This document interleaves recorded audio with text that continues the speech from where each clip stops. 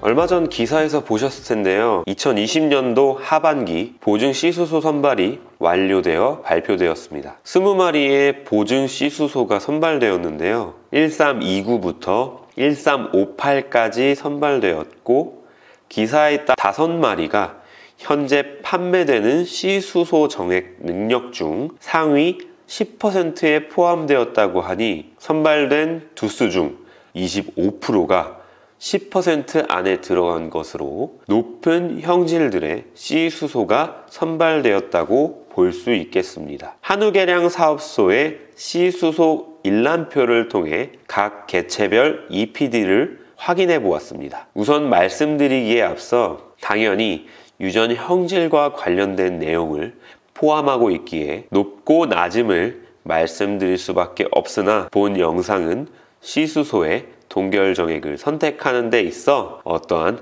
한 동결 정액으로의 선택을 치중하게끔 하려는 영상이 아님을 말씀드립니다. 하여 도체중, 배췌장근 단면적, 등지방 두께는 모두 1332가 선발된 C수소 중에 가장 높았습니다. 근내지방도의 경우에는 1348과 1358이 가장 높았습니다. 때문에 아마 1332는 증체형 내지 등심형으로, 1348과 1358은 육질형으로 나오게 될 것 같습니다. 1332가 아무래도 세 부분에서 가장 높은 유전 형질과 함께 나쁘지 않은 근내 지방도 형질을 갖고 있어 주목이 될 수밖에 없는데요. 앞서 선발되었던 1314와 도체중과 배췌장근 단면적이 유사합니다. 얼핏 보면 비슷하다고 느낄 수도 있으나 등지방 두께와 근내 지방도가 다른데요. 등지방 두께는 1332가, 근내 지방도는 1314가 더 높습니다. 1332의 경우 950의 후대로 950의 유전 형질을 많이 닮았다고 생각이 되는데요. 때문에 1332는 어떤 암소에도 수정을 했을 때 좋은 결과를 보일 것으로 생각이 되는데, 제 생각에는 등지방 두께 조금 아쉬운 암소에 수정을 하면 보완점을 둘 수 있지 않을까 싶습니다. 현재 기준에 따라서 EPD 등급을 지정해 보았는데요. EPD의 등급은 상대적으로 숫자에 따라, 육종과 변화에 따라 달라지기 때문에 이는 공표된 것은 아니고 제가 기준점을 찾아서 설정해 본 것입니다. 때문에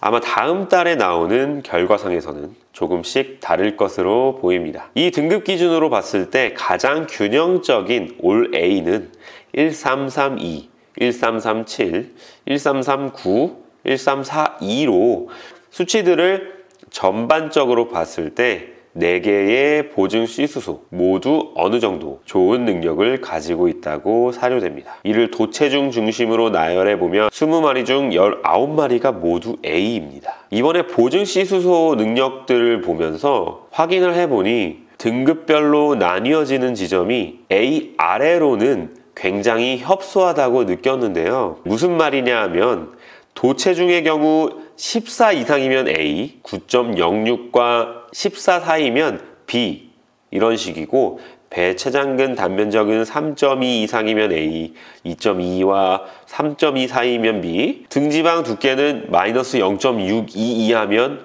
A, 마이너스 0.62와 마이너스 0.3 사이면 B, 근내 지방도는 0.47 이상이면 A, 0.3과 0.47 사이이면 B 이런 식입니다.